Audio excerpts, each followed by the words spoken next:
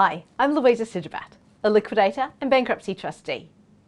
So today's question is, I'm a creditor in a voluntary administration.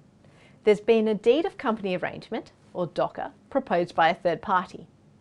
I don't know whether to vote for it or against it because I don't have all the information I need to decide if this is going to be in my best interests. What should I do? So a couple of things.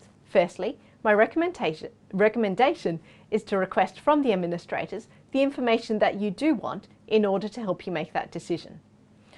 Usually calling or writing to the administrators is the best way. If it's required to be a bit more formal, you can also issue a formal notice under the Corporations Act to the administrators requesting that information.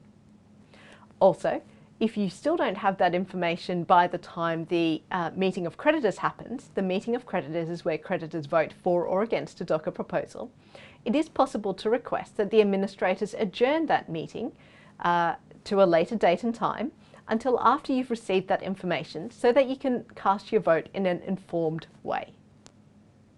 The administrators may choose to adjourn, or they may put it to creditors, or they may choose to proceed with a vote anyway, but in any case it can be requested, and sometimes it is courteous to request it of the administrators before the meeting date so that they know that this is an expected request and can also take some time to consider it.